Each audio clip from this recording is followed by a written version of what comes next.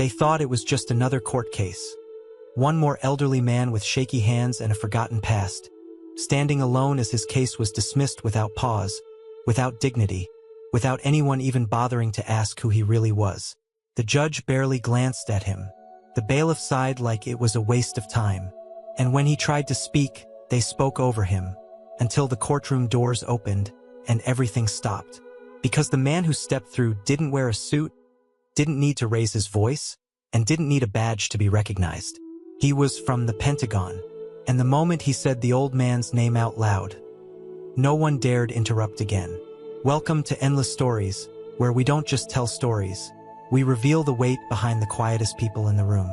If this story moves you, subscribe now, leave a comment with the name of someone who stood alone but deserved a room's attention, and help us keep their legacy alive, one story at a time. He sat quietly at the edge of the courtroom, hands folded over a manila envelope that had seen more years than most of the lawyers in the room. His suit was clean, pressed, but the color had faded with time. On his chest, pinned almost like an afterthought, was a small medal, not to draw attention, but because it never felt right to leave it behind. He hadn't come for drama. He hadn't come to plead. He had come because they told him to, because this was the only place left where someone might finally read the letter, see the truth, acknowledge what had been ignored for decades. But from the moment the clerk called his name, it was clear. No one planned to listen. The judge didn't look up as he spoke. Case 17B. Administrative error. No legal grounds for reinstatement. He said it like reading a grocery list, like the paper in front of him mattered more than the man behind it. The lawyer, court-appointed, late, distracted, offered a half-hearted shrug and a glance toward the clock. The bailiff leaned against the wall, arms crossed, bored. No one asked the old man if he had something to say. No one asked what the envelope contained. No one asked what the medal meant. He stood anyway, slowly, carefully, as if rising still meant something. "Your Honor," he began, voice firm despite the tremble in his hands. "With all due respect, You've been heard," the judge interrupted, already looking at the next file. "No, sir," the man said, quietly but clearly. "I haven't." And then the doors opened, not loudly, not fast, just enough for everyone to turn their heads.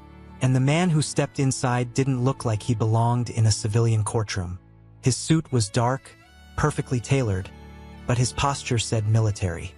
His gaze swept the room once, and landed on the man still standing, hand on his envelope. Then he walked forward, deliberate, measured, no hesitation. He didn't stop at the bar. He didn't wait for permission. He stepped directly up to the judge's bench, leaned in, and whispered something none of the room could hear. But the effect was instant. The judge's face drained of color. His lips parted slightly, like he wanted to argue, but knew better. He looked down at the old man again, this time with different eyes. And then the judge stood. No one in that room had ever seen a judge stand for a case like that. But he did. And this time, no one interrupted. The folder was plain. No stamp, no seal, no cover letter screaming for attention. Just a beige file, slightly worn at the edges, the kind you'd expect to hold routine paperwork, maybe a discharge report, maybe a pension request, maybe an old appeal that had been shelved and forgotten. But when the judge opened it, the silence in the room pressed in. He turned one page, then another, then stopped. His face didn't move, but his eyes sharpened in a way that didn't need words. He wasn't just reading, he was realizing. And for a man who thought he had seen everything from behind that bench, this was something different. This was history folding itself into the present. And for the first time in a long time, the law wasn't leading, it was catching up. Mr. Carver didn't shift. He didn't glance at the folder or try to explain what was in it. He just stood there, steady as ever, hands clasped behind his back, gaze fixed ahead like a soldier still at parade rest. He had carried those documents for years, across state lines, across buildings with cold floors and indifferent clerks, through offices where his name was misspelled and his time dismissed. They told him his records had been lost, then that they never existed, then that they existed but didn't match, each answer more final than the last. But he had kept the truth close, tucked behind other papers, folded beneath rejection letters and application forms. He knew one day someone would have to read it. He just didn't expect it would be today. The judge leaned back slowly in his chair, exhaling through his nose like the weight of what he had read had settled somewhere he didn't expect. Maybe in his chest, maybe in his conscience. "Clerk," he said, voice quieter now, "please attach this to the record under seal." The clerk hesitated. She had never seen him move like this, never heard this tone, careful, respectful, like each syllable had to earn its place. She reached for the folder and her fingers brushed the edge of a page.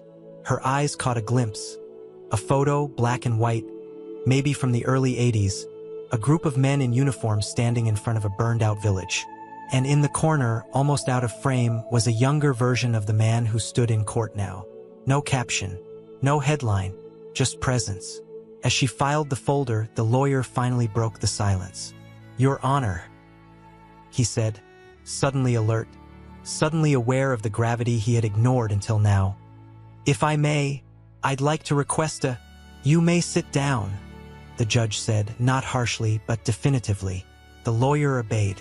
Mr. Carver remained standing, and the room waited. The judge looked at him again, not as a defendant, not as a petitioner, but as someone whose truth had outlasted protocol. "Mr. Carver," he began slowly, "I owe you an apology, not just from this bench, but from the system that failed you." Mr. Carver didn't blink.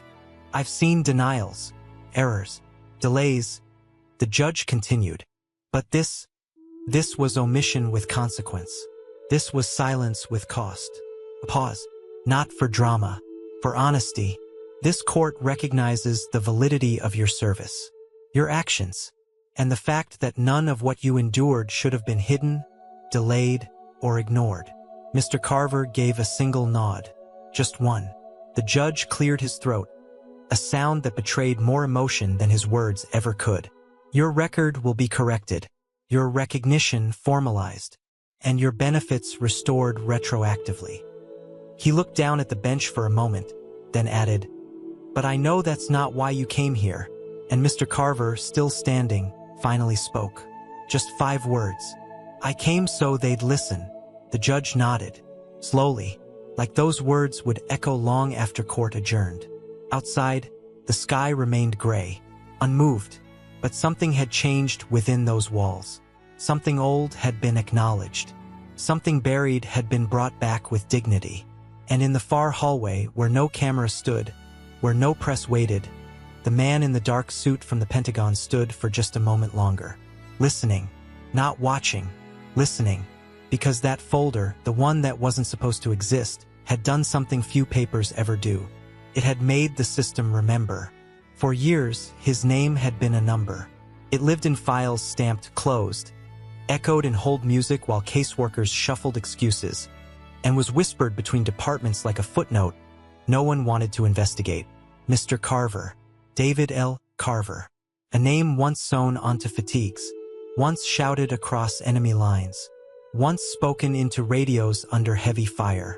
And yet here, back home, that same name had become an inconvenience, a bureaucratic ghost. Until now, the courtroom emptied slowly. People moved quietly, as if unsure whether the moment they'd witnessed was private or public. Some glanced at Carver as they passed, not out of curiosity but out of realization, the way someone looks at a monument they've walked past 100 times but never stopped to read. He remained by the defense table, not because he had to, but because after decades of being dismissed, it felt right to let his presence linger just a little longer. This was the first time in years his name had been said with weight, with meaning, with acknowledgement. The judge stepped down from the bench. Unusual, almost unheard of. He didn't approach with ceremony, just steady steps across the wood floor, each one echoing slightly in the high-ceilinged room. He didn't offer his hand, not yet. Instead, he spoke the name again, softly, fully. Mr. David Carver. No abbreviations, no case number, no file attached, just a man's name, spoken by someone who finally saw the man behind it. Carver turned toward him, eyes steady, not emotional, just aware. "I'm sorry we waited this long to say it like it mattered," the judge added. Carver replied with something simpler. "You weren't the first, just the first who listened." That was enough. Outside, the hallway had changed. Staffers who once breezed through now stood straighter. The bailiff at the door, who hadn't made eye contact earlier, now gave a small nod as Carver passed. And when he reached the exit, the Pentagon official was still there. Not pacing, not on a phone, just standing. Waiting, as if his job hadn't ended with the folder. They didn't shake hands. They didn't exchange names. Just a single shared glance that said more than a conversation ever could. Respect is quiet like that. And then, with a small movement of his head, the official stepped aside, letting Carver walk ahead, first out the door, first into the sun. The reporter was waiting outside. Just one. A local freelancer with a camera slung too low and a notepad she hadn't written on yet. She approached cautiously. "Sir, Mr. Carver, do you have a moment?" He looked at her, not annoyed, just tired. Tired of moments. Tired of repeating. But something about her voice was honest. So he nodded. "What happened in there?" she asked. He considered it, then said, "They said my name right. That's all." She blinked, confused by the simplicity. "And what does that mean?" Carver adjusted his jacket, straightened his back. "For some of us, that's the only medal left to earn." She wrote it down. Slowly, he turned to leave, but then he stopped, looked back at her, and said, "Tell them it matters." "Tell who?" "Everyone who forgot. Everyone who never knew." She nodded. He walked away, down the courthouse steps, past the flag that no longer felt like a decoration, toward the sidewalk where no one knew he'd just won the fight of his life. Not in anger, not in protest, but in silence and patience, and a name finally returned to him in full. David L. Carver. Not a file, not a burden, just a man. And this time, they didn't shorten him. He had been given medals before, long ago, in ceremonies under sun or rain, with polished boots and lined formations. Some he kept, some he mailed home. Others were lost during moves, shoved into drawers with discharge papers and yellowed photos. But the one that mattered most, the one no one ever saw pinned, was handed to him without medal, ribbon, or speech. It came in the form of a name spoken right, a file reopened, and the stillness that followed when even the law stood at attention. He walked home that afternoon, not because he had to, but because the bus felt too fast for the kind of moment he had just lived. The streets were quiet. A few cars passed. The sun cut low between the buildings, casting long shadows that stretched like memories across the pavement. He carried no envelope now, no briefcase, just his jacket folded over one arm and a small slip of paper in his pocket. Not official, not legal, just a court officer's handwritten note. Reclassification complete. Decision sealed. Thank you for your service. No fanfare, no flash, but that paper weighed more than anything he'd carried in years. At a corner market, he stopped for a bottle of water. The clerk didn't ask about his day, didn't recognize him, just rang him up with casual indifference. And that was fine. Not everyone needed to know what had changed. The ones who mattered did. The ones who'd waited long enough for justice to stop feeling like a myth. At home, he moved slowly, hung his jacket with care, laid the note on his desk, next to an old photo of his unit, younger faces, eyes too old for their years, one of them circled in pencil. Tom. Gone now. Cancer, maybe, or just time. Carver never kept track. The only thing he remembered clearly was how Tom had pinned a medal on him once, unofficial, made from a bent spoon and a strip of ration tape. For surviving idiots and orders that made no sense, Tom had said with a grin. That medal was long gone. But this one, this quiet one, would stay. That evening, a knock came at the door. Unusual. He opened it to find a neighbor. A teenager who lived 2 floors down, always with headphones, always running late. This time, the boy looked unsure. He held a small package wrapped in brown paper. "This came to our mailbox by mistake," he said. "It's for you." Carver took it. The boy didn't leave. Not right away. He looked at the man, then asked, "Were you in the military or something?" Carver nodded. The boy shifted awkwardly. My uncle was too, I think. We don't talk about it. Carver didn't answer right away, then said, sometimes it takes years for people to ask the right questions. The boy nodded like he didn't quite understand, but would eventually. Then he left. Carver closed the door, sat down, opened the package. Inside was an old medal, the one he thought was lost. The Defense Meritorious Service Medal. One he was told was never approved. One he'd filed for, appealed for, and been told never existed. Now here it was. No note, no explanation. Just the medal, clean, centered in a small case. He stared at it for a long time. Didn't smile, didn't cry, just held it. Because this one wasn't about ceremony. It was about correction. And correction, when it finally comes, doesn't need applause. It just needs to be real. The next morning felt like any other, which was how he preferred it. The medal remained in its box, sitting quietly on the table by the window where the sunlight broke across the wood just enough to catch its edge. He didn't display it, didn't hang it on the wall. He had no need to prove what had already been lived. What mattered now was something else, peace maybe, or just the quiet that follows after you've finally been heard. He poured himself a cup of coffee, same mug, same amount of cream, no sugar. The news droned low on the TV, headlines scrolling past without weight. It wasn't until he reached for the newspaper that he noticed the envelope slid beneath it. Not the brown official kind. This was hand-addressed, small, slightly wrinkled. He opened it slowly, cautious not from suspicion but habit. When the world ignores you long enough, anything unexpected feels like a test. Inside, a card. Simple white stock. No designs. No printed quotes. Just handwriting. Tight. Precise. Mr. Carver. I sat in the courtroom. I was the clerk's assistant. I've seen hundreds of cases move across that bench like names on a receipt. But when you spoke, and when that man came in, I couldn't stop thinking about you, about your story, about how many stories we miss just by rushing through paper. I don't know how to fix the past, but I just wanted to say, thank you. I'm sorry it took this long. It wasn't signed. He read it again, then folded it back inside the envelope and placed it under the metal box. Not for keepsake, for balance, because sometimes even small pieces of paper can carry weight. Later that afternoon, he stepped outside for the first time in days without a destination. Just walked, past the same cafe he used to avoid because they always asked for military ID for the discount. Not rudely, just with the kind of mechanical indifference that had once cut deeper than insult. But this time, the barista, a young woman with a ponytail and a name tag that read Lex, caught his eye before he turned away. She smiled, not overly bright, not forced, just real.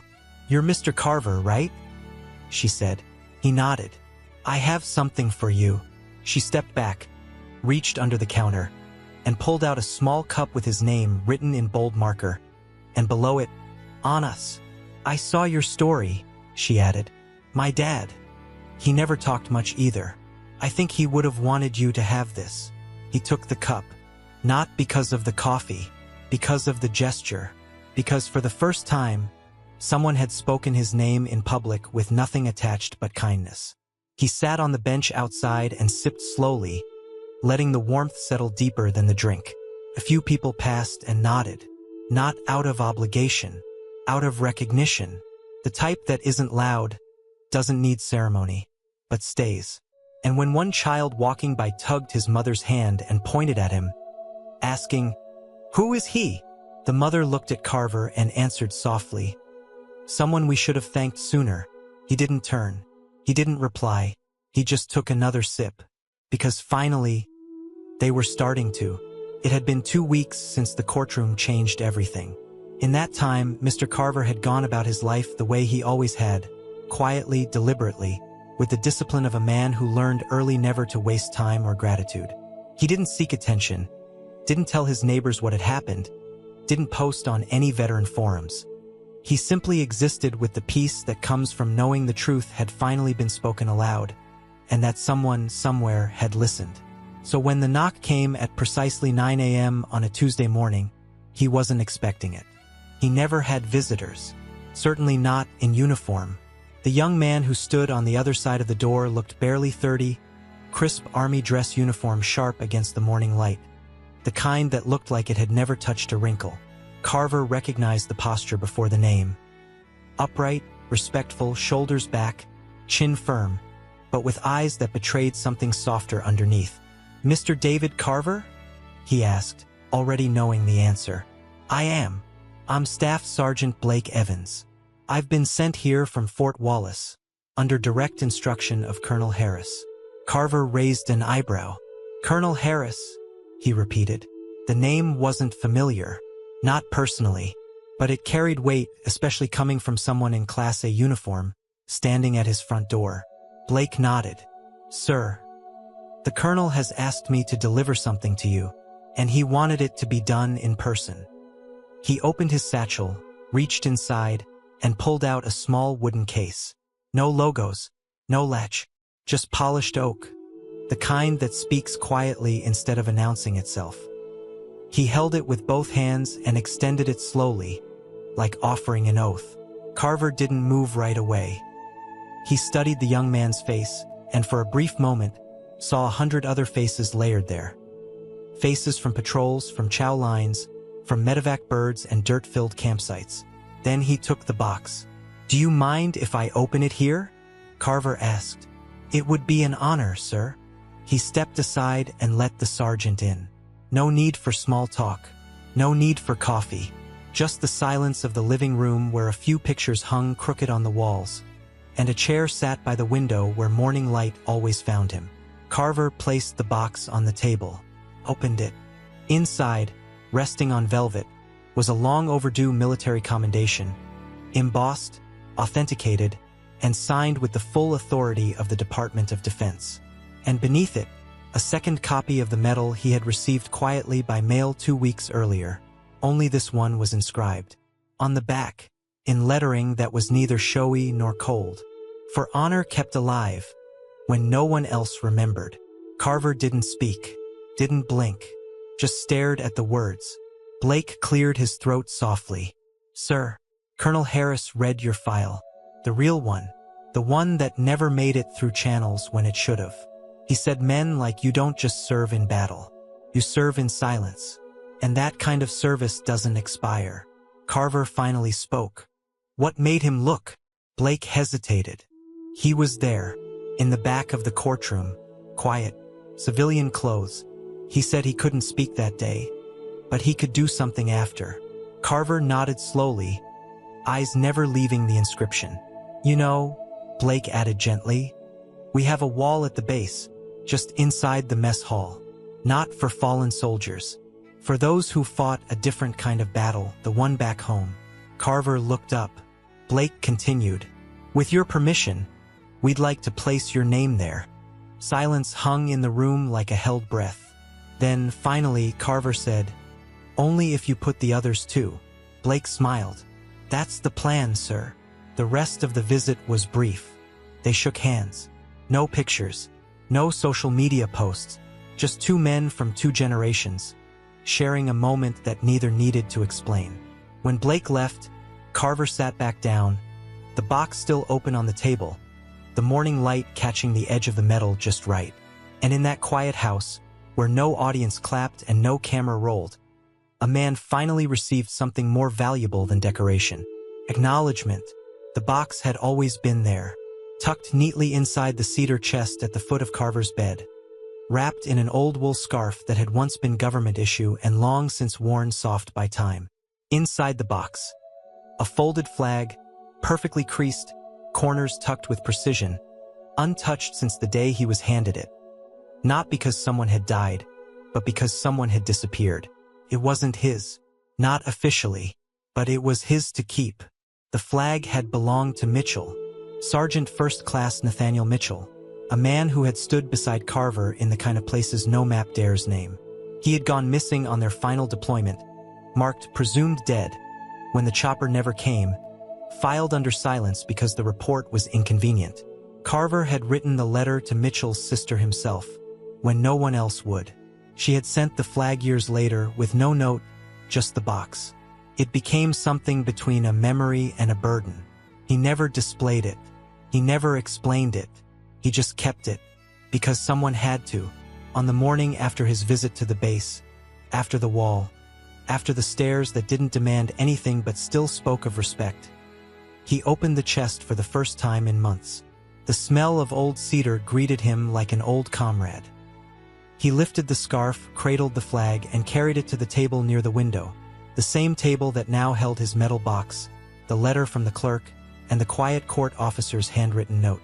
He stared at the flag for a long time, not with sadness, with recognition. The folded triangle seemed smaller than he remembered, or maybe his hands had just changed. He ran a fingertip along the edge, star, stripe, star, and exhaled. Slowly, thoughtfully. He had never spoken Mitchell's name publicly. Not once since the day he walked out of the jungle alone. Not because he forgot, because no one had asked. And now, maybe it was time. That afternoon, he wrote a letter. Not to the government, not to the Pentagon, to Mitchell's sister. He kept it short. Your brother was the bravest man I ever knew.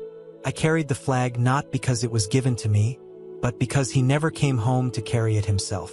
They're listening now. If you want me to bring it, I will. He mailed it the next morning. Didn't expect a reply. Didn't need one. But it came anyway 5 days later in blue ink on a single index card. Bring it. He'd like that. So Carver returned to the base one final time. Dressed not in uniform, but in the same jacket he wore to court. In one hand, the metal box. In the other, the flag. He arrived unannounced. But they were waiting. Not in formation. Not in rows. Just there.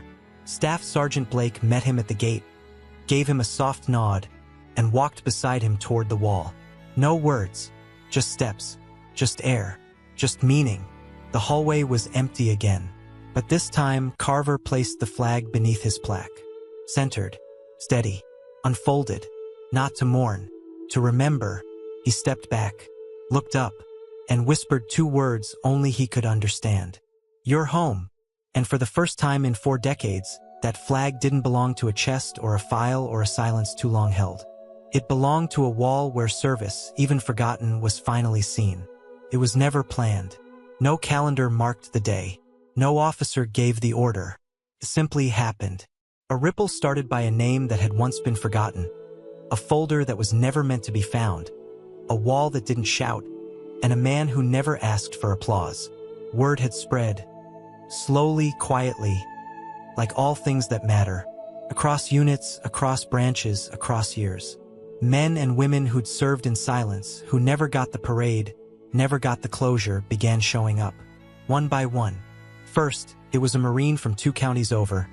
Cap in hand, dress shirt too tight. Eyes set hard on the floor as he stood before the wall for a full 15 minutes. Then left without saying a word. Then came a woman who had served in supply logistics, who said nothing as she left a bracelet on the floor below Carver's plaque. It belonged to her brother. No explanation, no ceremony, just meaning. By the end of the month, the hallway had changed. Not officially, not in layout, but in spirit. It had become a living monument. Not to war, not to victory, but to dignity. To stories that survived being ignored. To quiet strength that refused to vanish. And then, one Sunday morning, Carver came back. This time, they knew. He stepped through the main gate, and the young guard, barely out of boot camp, straightened, saluted first. Carver nodded, eyes steady, as if to say, you earned that on your own. The walk to the wall was longer that day. Not because of distance, because of presence. They were already there, not standing in rows, just gathered. Veterans, active duty, family members, even civilians who'd heard whispers of a man whose file had once been buried, but whose impact now stood tall in silence. No speeches were given, no roll call, but when Carver reached the wall, a hush settled deeper than usual. He looked at the plaques, at the folded flag now placed under protective glass, at the inscription that had no rank, but meant more than any title ever could. Then he turned. And the soldiers, young and old, uniformed and not, slowly raised their hands in salute. All of them, not at once, not in perfect timing, but like a wave of recognition. For him, for the ones who never returned, for the ones who never spoke again, for the ones still waiting to be heard. Carver did not salute back right away. He stood there, still as the day he stood in court, the weight of it all pressing in, not as a burden, but as a truth finally honored. Then, slowly, deliberately, he raised his hand to his brow, held it, and as he did, not a single camera flashed, not a single phone lifted, and yet, everyone in that room knew. This was a moment that didn't need proof to matter. When he lowered his hand, the room did too. And with that, David Carver stepped back. Not into history, into peace. Because that salute wasn't just for him. It belonged to them all. Thank you for watching David Carver's story. A story of silence, of strength, and of a name that refused to disappear. If the story moved you, take a moment to honor someone in your life who served, who stood quietly, who waited too long to be seen. Leave a comment. Share this video. Subscribe to Endless Stories so that together, we can give voice to those whose stories deserve to be heard. Not just in uniform, but in memory, in dignity, and in truth.